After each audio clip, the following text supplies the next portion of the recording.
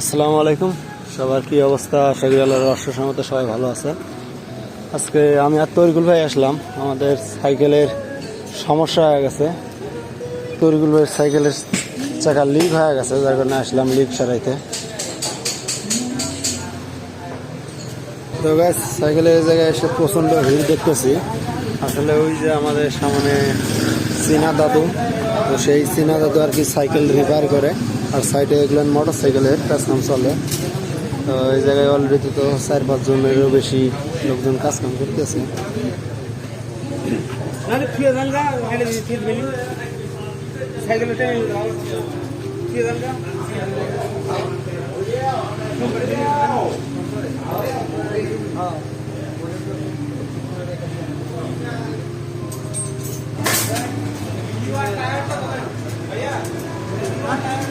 Tyre को के को हां हां टायर को जो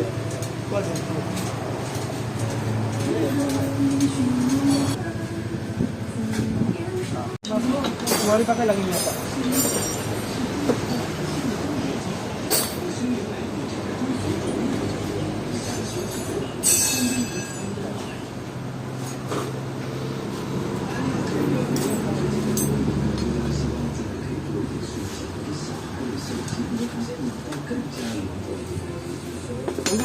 भाभी में ये बड़ा भाभी में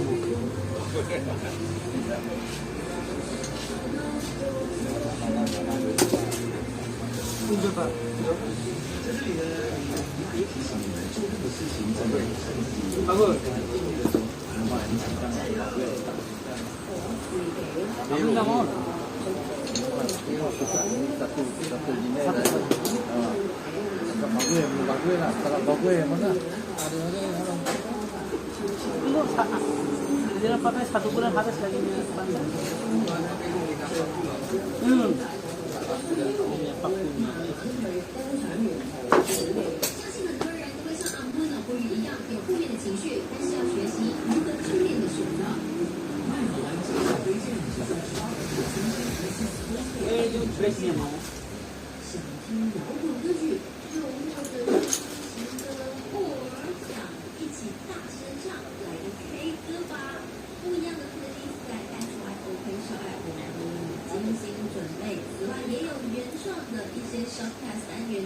千万不要错过，赶快下载 SYOK 上 app 啦！快好玩精选推荐只在 Shop 流传新 Messi Sportsplay 为你呈现，值得信赖的配套，不但有很多种 5G 智能手机供你选择，还有额外的 5G data， 每月只需79令吉。给你世界荣誉呈现，红线岭说的坏世界巡回演唱会将在3月22号晚上9点，以及3月23号傍晚6点，云溪剧场不同盛典大火发生到阿根廷订当中抢票啦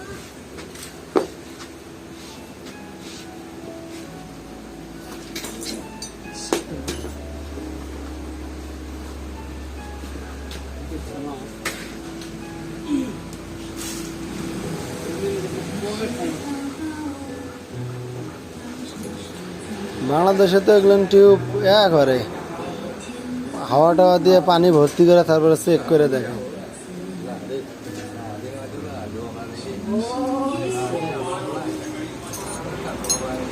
কি ঢুকছি?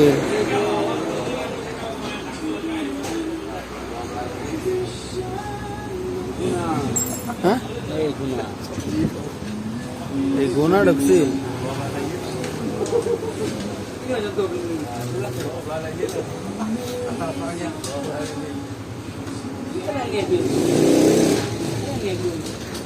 নিয়ে আর কি করবা, তুমি তো আর যে জায়গা তো জয়েন্ট মাইন্ড দেওয়া নাই।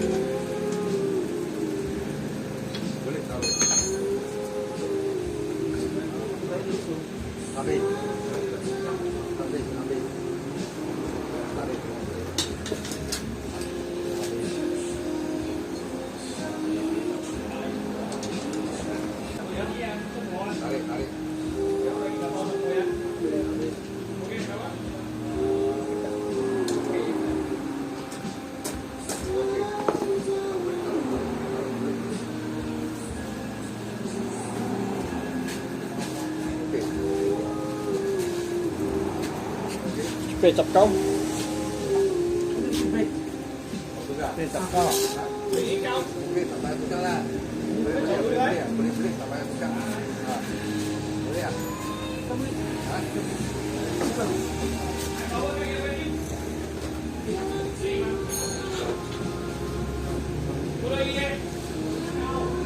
আসলে এখন তরিকুল ভাই বলতেছে যে ব্রেকটা চেঞ্জ করতে, তো এই চীনা দাদু বলতেছে যে ব্রেকটা এখন চেঞ্জ করা লাগবে না, আরও কিছুদিন ব্যবহার করা যাবে। আসলে দেখেন, একটা জিনিস যদি ভালো মন্দ থাকে তো সেটা বলে, মন মানসিকতাও ভালো। আর এই দাদুর যত বয়স আর কি, এইরকম বয়সে আমাদের বাংলাদেশে তো যে লোকজন কাজকাম করে তাদের হিসেব নিকাশি তো আলাদা। সুস্থ রাখার মালিক আল্লাহ, তো তারপরেও যতটুক যেমনভাবে দেখতেছি মালয়েশিয়ার হিসেব নিকাশ নিয়ে মন সব আলাদা।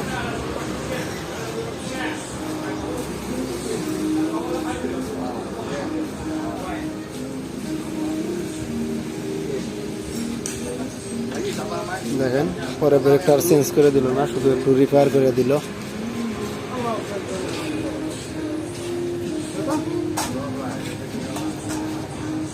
তো তরিকুল ভাই টিউবটা চেঞ্জ করলো 12 রিঙ্গিত।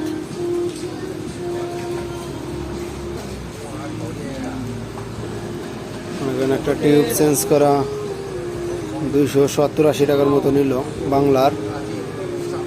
তো বাংলাদেশে যেমনভাবে টিউব রিপেয়ার করা হয়, এদেশে রিপেয়ার করা হয় না। আপনার যেটা যেমনভাবে সমস্যা হোক না কেন আর কি, ডাইরেক্ট চেঞ্জ, নিউ, পুরাতন কোনো টিউবের কাজ করা হয় না।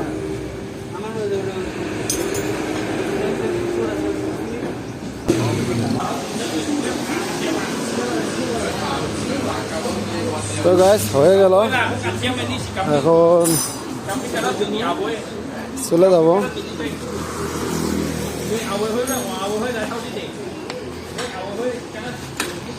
এটা হইলো ইয়ামা 7 ভার্সনের বাইক। এটা তরিকুল ভাইয়ের। আসলে গাইস, ভালো মন্দ তো দেখলেনি। তরিকুল ভাই আসছিল তার সাইকেলের টিউব চেঞ্জ করতে, তো টিউবের পাশাপাশি তার ব্রেকেরও সমস্যা ছিল, তরিকুল ভাইয়ের বক্তব্য যে তার ব্রেকটাও চেঞ্জ করবে। তো সে আঙ্কেলের তো বললো, আঙ্কেল বললো যে না করা লাগবে না, পরে ভালো মন্দ রিপেয়ার করে দিল। আর এই জায়গায় যদি গাইস বাংলাদেশের কেউ হইতো, আমার মনে হয় যে কেউ যদি না চায় যে আমি এটা রিপেয়ার করব না, তারপরেও বাংলাদেশের যে মেকানিক আছে, মনে করেন এটা দোষের কিছু না, সবাই তো সমান না, তারপরেও কিছু কিছু লোকজন আর কি আছে অমন যে সমস্যা না থাকলেও বলবে যে না এটা চেঞ্জ করাই লাগবে, তা না হলে হইতো না এটা ওটা।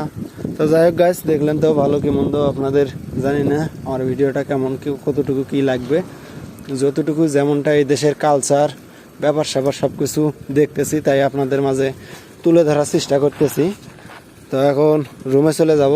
রাস্তাঘাটে তো সাইকেল নিয়ে এরকমভাবে চালায় ভিডিও করাটাও ঠিক না, কারণ বিপদ আপদ বলে আসে না। কিছুদিন আগেও এই 2 দিন আগেও একজন লোক সেই রকম আর কি বড় ট্রাকের সাথে ধাক্কা খেয়ে একেবারে পিষে আলু ভর্তা হয়ে গেছে।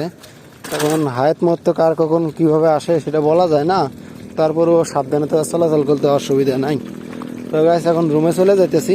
তো সবাই ভালো থাকবেন, সুস্থ থাকবেন, দেখা হবে ইনশাল্লাহ পরবর্তী কোনো ভিডিওতে। আল্লাহ হাফেজ।